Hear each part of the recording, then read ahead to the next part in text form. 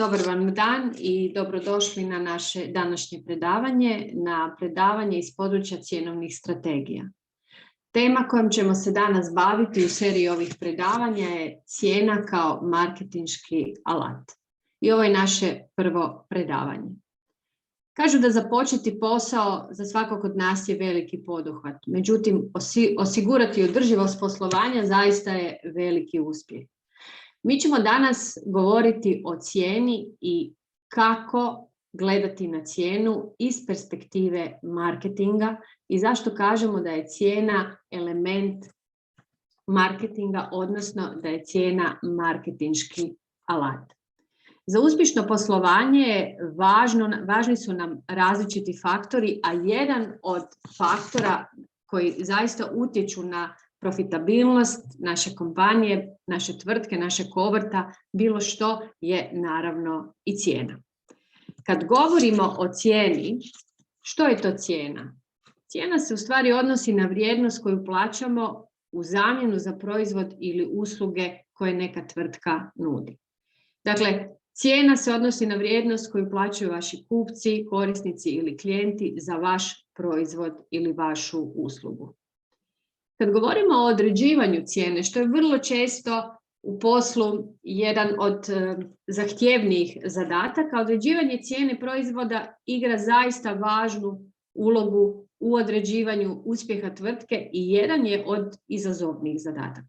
Znači, to je nešto s čime se nekako najviše mučimo, kako iskalkulirati cijenu, s kojom cijenom izaći na tržište, da li smo preskupi ili smo prejeftini.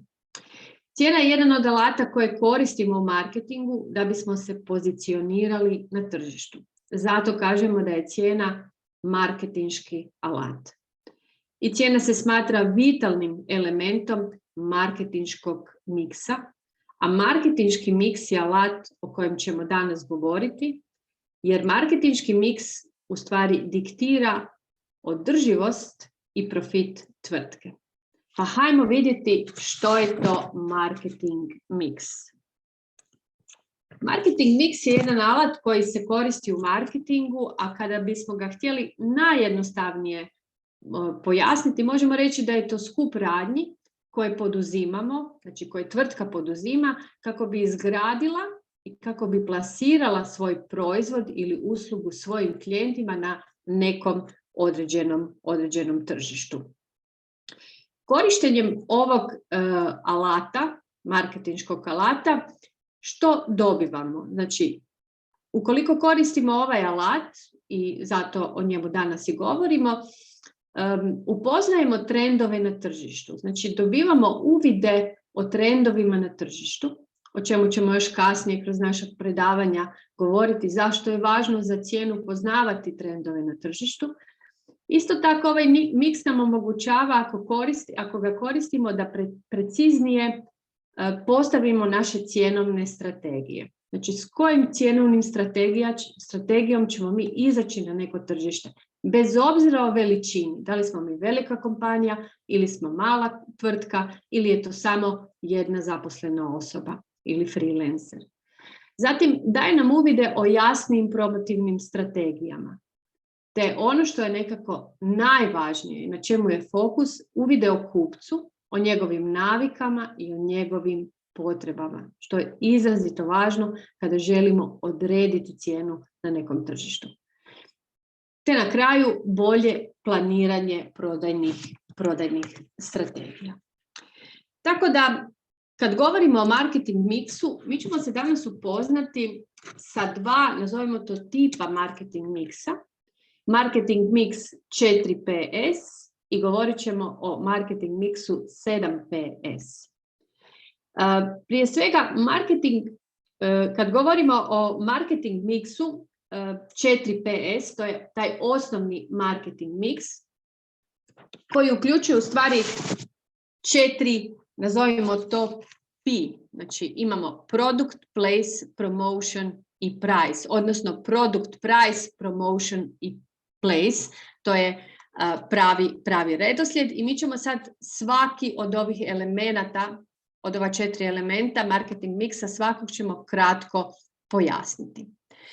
Dakle, kad govorimo o prvom P, produkt, dakle govorimo o našem proizvodu ili usluzi koju mi nudimo, znači to je naš proizvod ili usluga koju nudimo.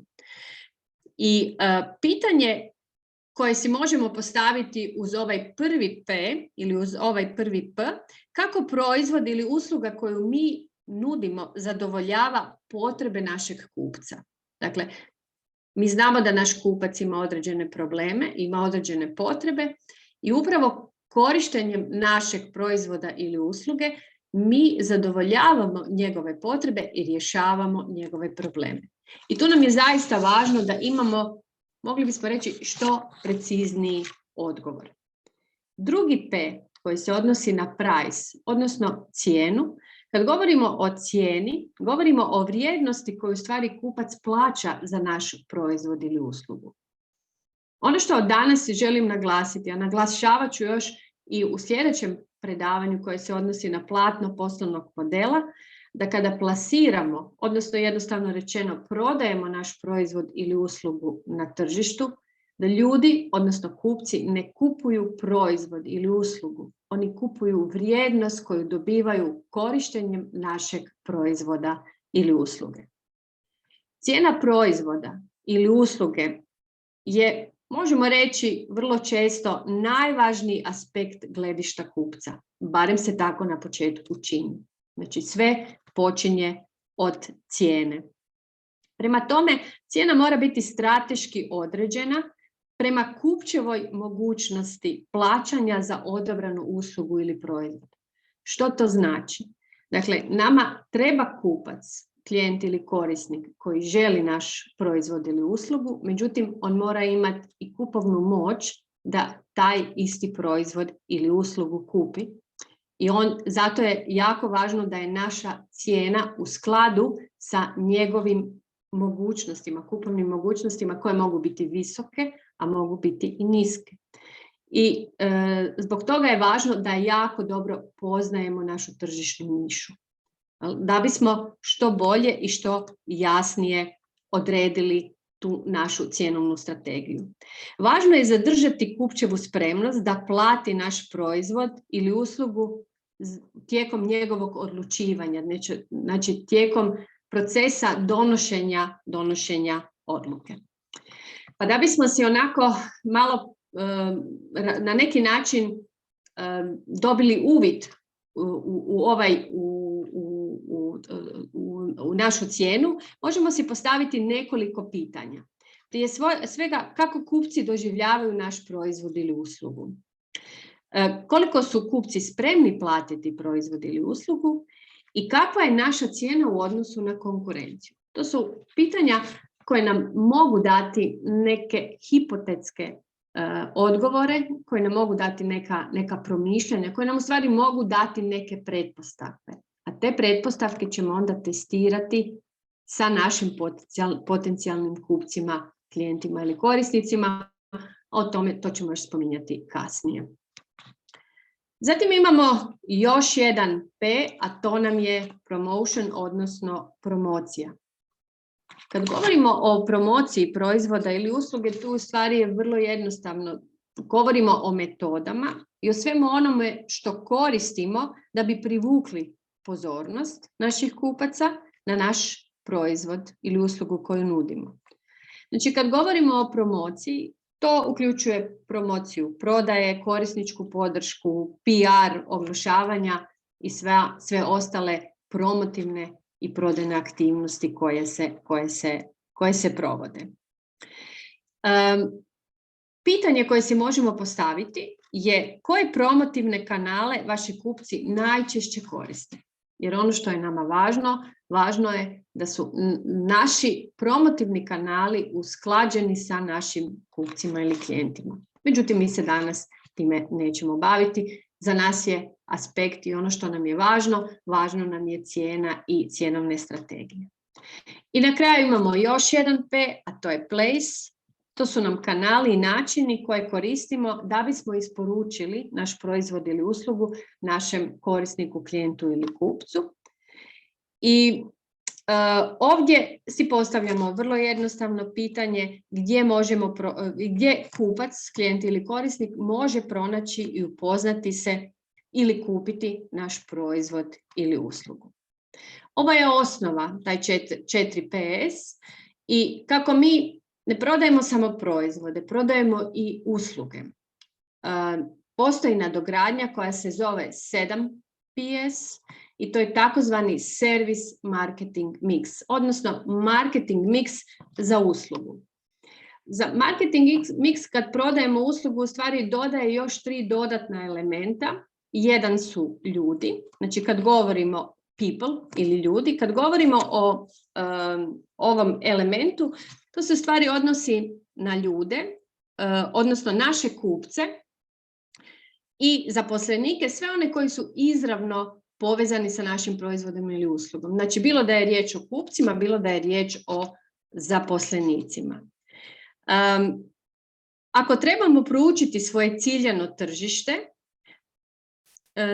tada je jako važno da u stvari kad proučavamo i kad pristupamo našem ciljanom tržištu, mi želimo utvrditi da vidimo da li postoji potreba za našim proizvodom ili uslugom koju mi nudimo, a isto tako s druge strane moramo imati te kompetencije i ta znanja i tu stručnost, odnosno sposobnosti da bismo isporučili, da bismo iskreirali, da bismo napravili, da bismo isporučili te proizvode ili usluge našim potencijalnim i našim sadašnjim kupcima.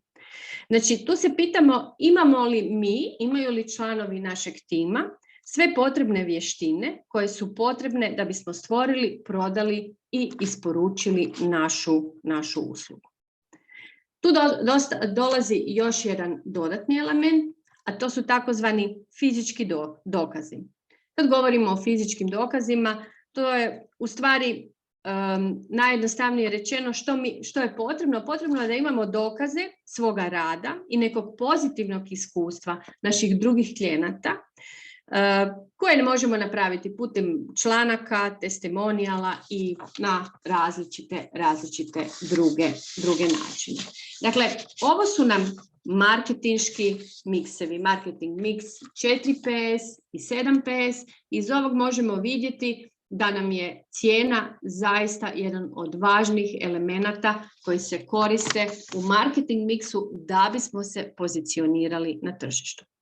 Sada kada smo se s time upoznali, idemo dodati još jedan element, a to je element proces, koji se isto tako nalazi u 7PS-u.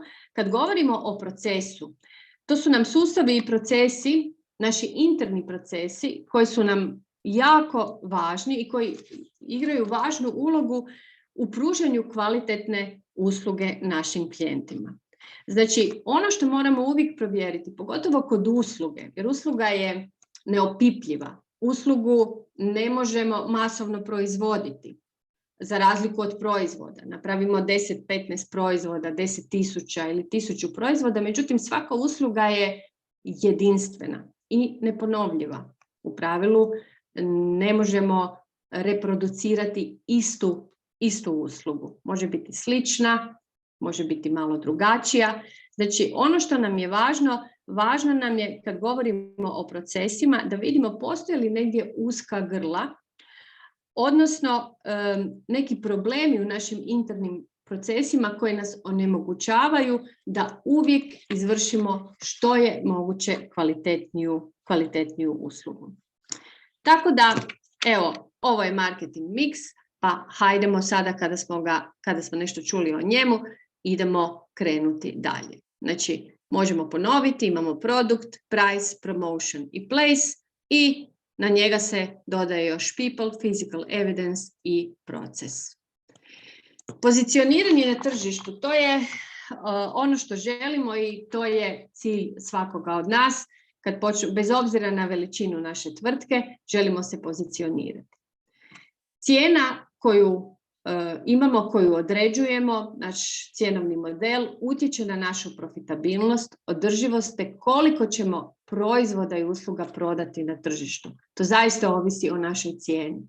Nekad kada koristimo marketing mix i kada se pitamo od kuda krenuti, onda ponekad nam se dogodi da krenemo sa elementom promocije. Dakle, razmišljamo o tome kako ćemo promovirati, kroz koje kanale ćemo promovirati naš proizvod ili uslugu, a nekako zanemarujemo cijenu.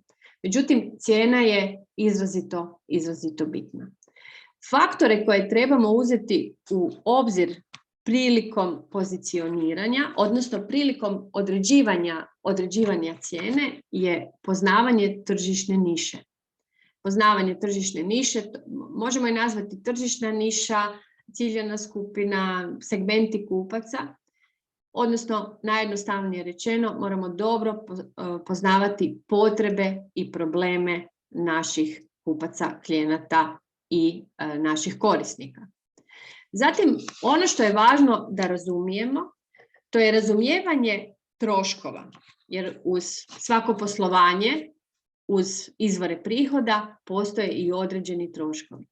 Nama je važno da razumijemo razliku između, najosnovniju razliku, što su fiksni, a što su varijabilni troškovi.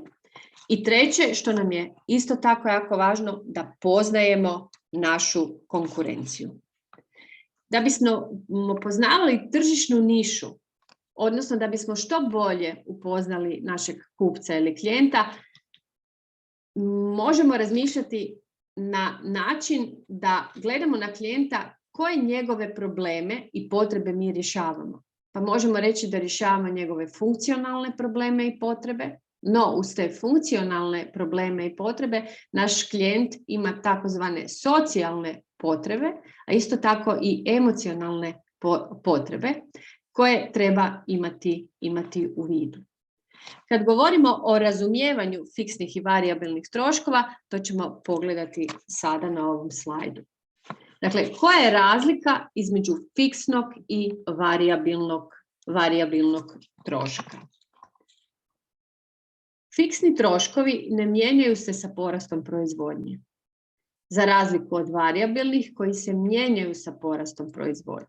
Što to točno znači? Ako proizvedete 10 recimo keramičkih posudica ili ih proizvedete 25 ili ih proizvedete 150, fiksni troškovi se neće mijenjati. Međutim, varijabilni troškovi se promijene sa porastom proizvodnje. Znači, kad je u pitanju varijabilni trošak, onda ako ste proizveli 10 keramičkih pločica, 50 keramičkih pločica ili unikatnog nakita ili nekih haljina svojih koje ste dizajnirali, varijabilni trošak će se promijeniti. Znači, kad govorimo o fiksnom i varijabilnom trošku, onako najjednostavnije rečeno, ako imamo rast proizvodnje, ukupni fiksni troškovi ostaju isti. Međutim, kad imamo rast proizvodnje, ukupni varijabilni troškovi rastu. Ako imamo pad proizvodnje, ukupni fiksni troškovi ostaju isti, a kad je riječ o varijabilnim troškovima, ukupni varijabilni troškovi padaju. Sada se vjerojatno nameće pitanje što je fiksni i što je varijabilni trošak. I za fiksne i varijabilne troškove najbolje nekako konzultirati se sa ljudima koji vam vode financije, jer oni to najbolje znaju. Međutim, neki okvir koji možemo dati za fiksni, kad govorimo o fiksnim troškovima, govorimo o troškovima najma, govorimo o komunalnim uslugama. Dakle, bez obzira da li vi proizveli 50 narukvica ili 150 ili 1500, vi imate neke, ako ste unajmili neki prostor ili prodajete recimo u nekom prostoru, bez obzira da li ste ih prodali 150 ili 0, trošak najma je uvijek isti. Isto to su i komunalne usluge. Znači kad govorimo o komunalnim uslugama možemo reći da su nam to fiksni troškovi i oni nam ostaju isti bez obzira da li imamo rast ili imamo pad. Tu nam dolazi i grijanje, tu nam dolaze različita osiguranja. Kad govorimo o varijabilnim troškovima, oni nam se mijenjaju sa promjenom obujma poslovanja.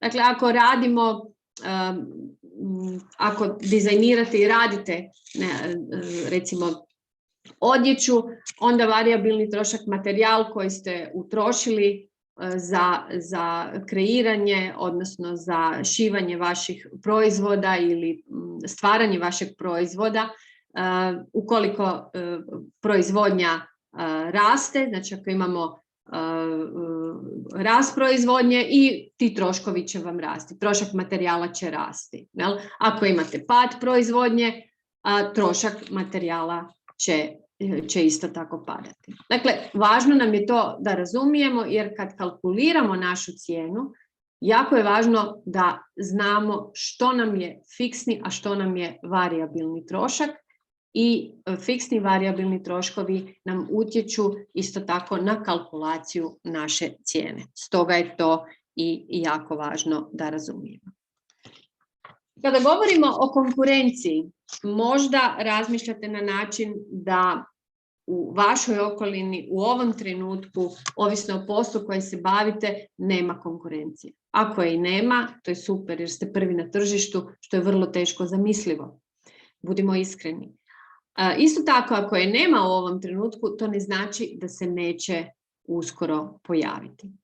Znači, da bismo izašli sa nekom cijenom na tržište, da bismo postavili što bolju cijenu, u smislu kad kažem što bolju cijenu, znači to je ona cijena koju će naši klijenti i kupci htjeti i korisnici htjeti platiti, jer vratit ću se ponovo kakvog mi kupca želimo. Znači, tko je u stvari naš klijent, korisnik ili kupac? To je ona osoba koja želi kupiti naš proizvod ili uslugu, ali isto tako ona ima i kupovnu moć da si je može priuštiti, znači da je može platiti. Dakle, da bismo odredili i da što jasnije, što preciznije cijenu i s tom cijenom izašli na tržište i da bi je naši klijenti, korisnici i kupci prihvatili kao nešto što žele platiti i prihvatili je kao razmjenu za vrijednost koju dobivaju, važno je da vodimo računa o našoj konkurenciji. Pa onda kako napraviti nekako najjednostavniju analizu konkurencije? Jer kad govorimo o analizi konkurencije, nekad nam se čini da moramo imati nekakve jako velike tablice, jako komplicirane tablice sa jako puno elemenata. Međutim, hajmo ovako, hajmo to na neki način pojednostaviti. Ono od kuda krećemo da odredimo 3 glavna konkurenta na tržištu.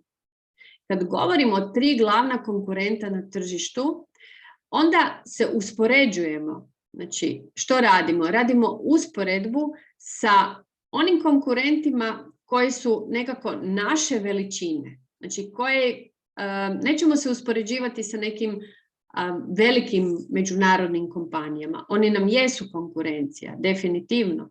Međutim, uvijek se uspoređujemo s nekim tko je naše veličine.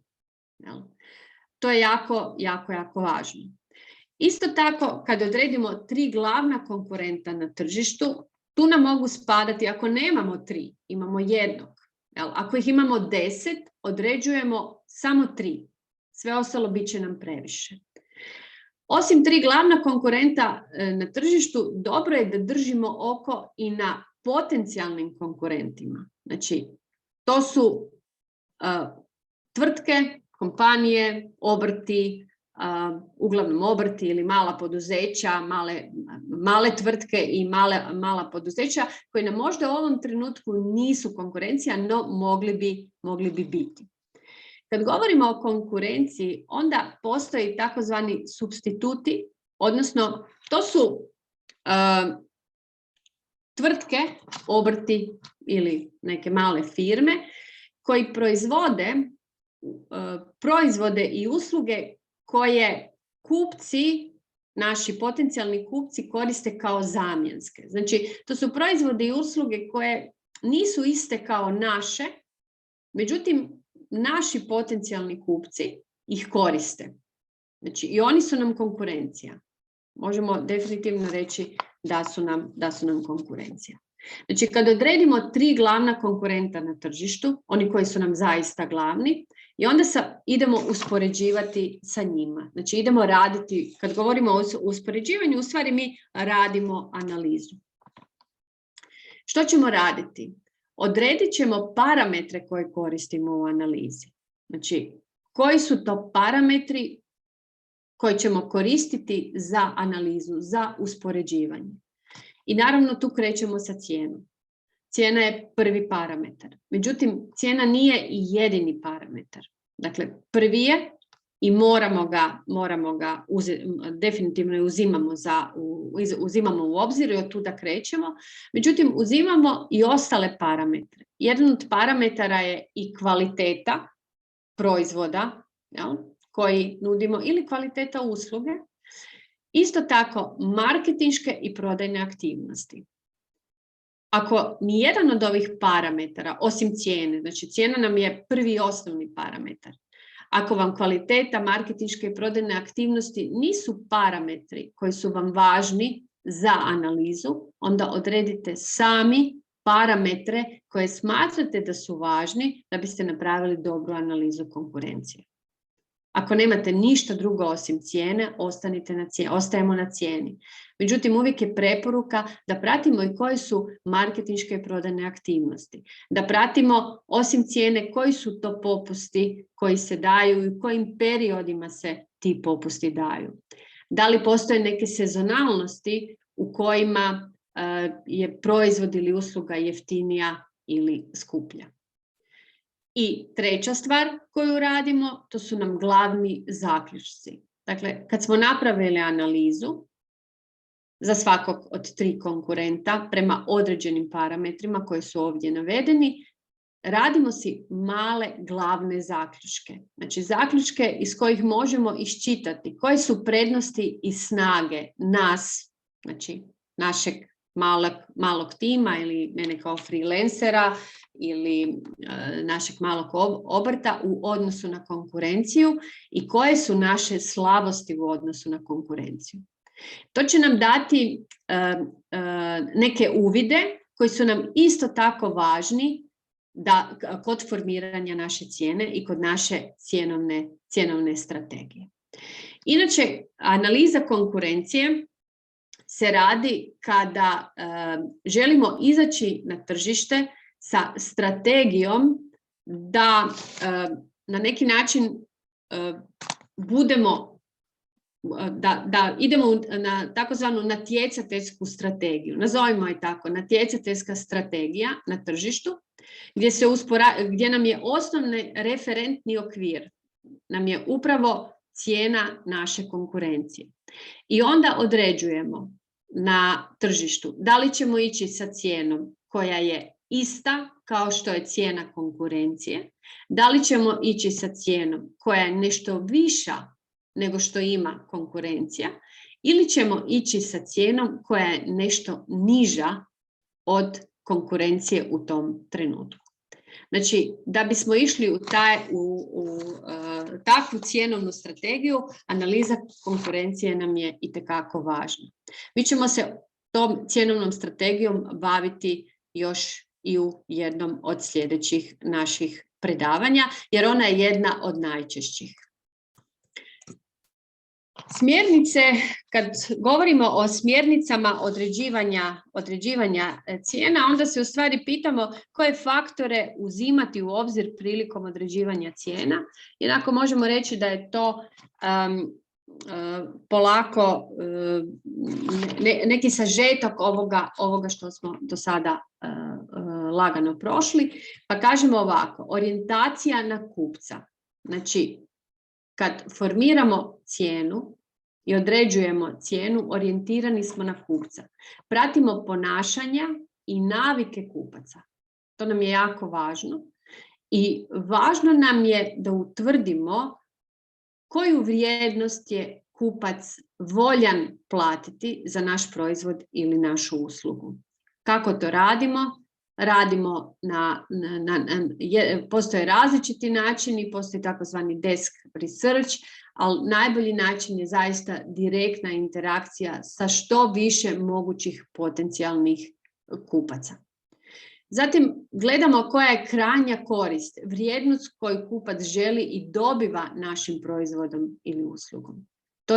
Tu informaciju, taj uvid ćemo najbolje dobiti ako smo u direktnoj interakciji sa našim potencijalnim kupcima, klijentima ili korisnicima, koristeći različite pristupe kao što je intervju sa njima, kao što su različite ankete, da bismo zaista dobili što jasniji i što dublji uvid u kupčeve potrebe i u kupčeve probleme.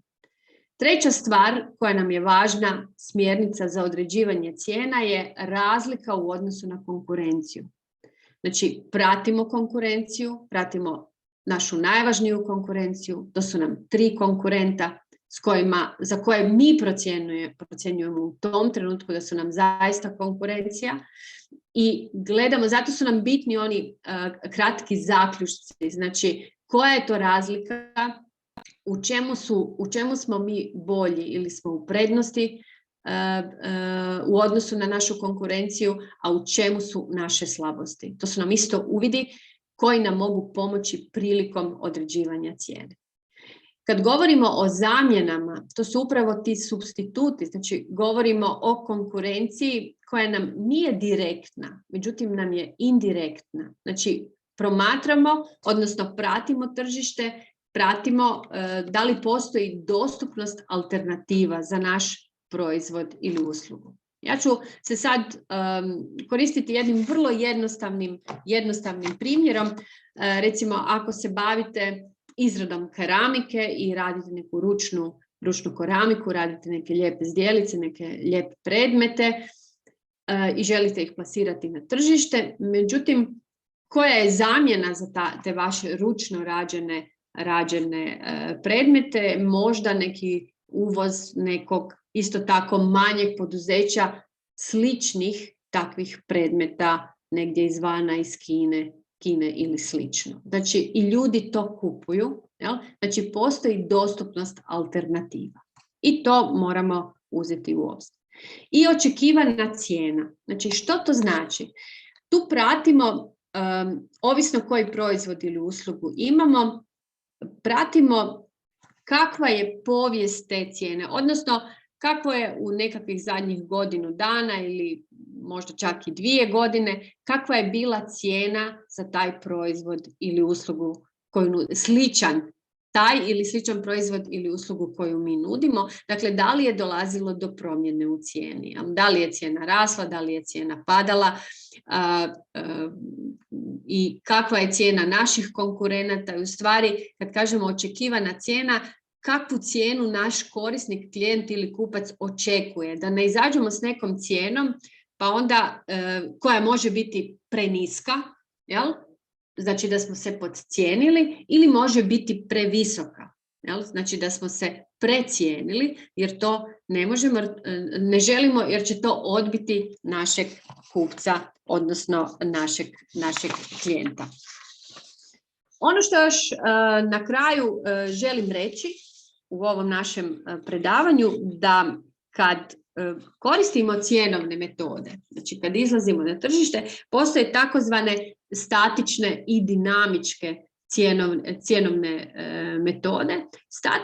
Statički pristup je ono kad ste odredili neku fiksnu cijenu i kažete evo cijena mog proizvoda će biti 500 kuna. I izašli ste s tim proizvodom i jednostavno izašli ste sa tom cijenom i vi držite cijenu 500 kuna. Dakle, to može donijeti vam određenu profitabilnost i može dobro ići i ne mora. I postoji takozvana dinamička metoda. Znači, to je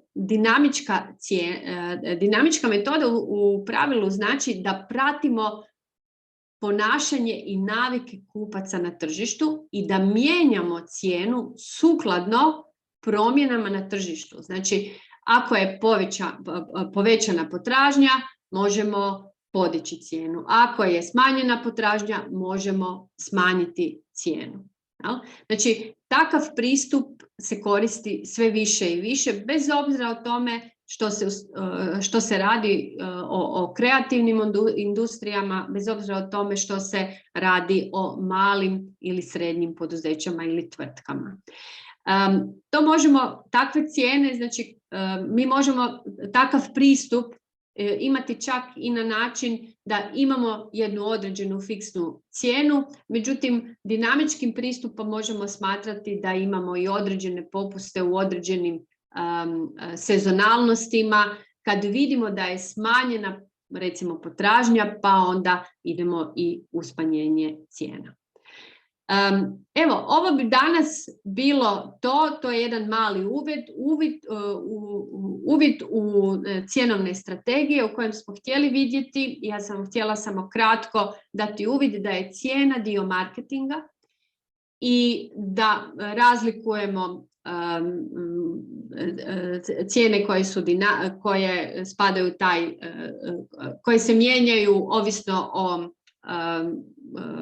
zahtjevima na tržištu, odnosno da vodimo računa o tome da ne idemo sa nekom fiksnom cijenom, nego da idemo s cijenom koja prati ponašanja i navike naših kupaca i sa cijenom koja je u skladu, koja je usklađena sa tržišnim prilikama, pri čemu mislim na našu konkurenciju. Na našem sljedećem predavanju bavit ćemo se jednom isto tako jako zanimljivom temom koja se naziva platno poslovnog modela i kroz platno poslovnog modela upoznat ćemo se sa svim elementima koji su potrebni da bismo održali profitabilnost našeg poslovanja. Hvala vam za sada i vidimo se na našem sljedećem predavanju.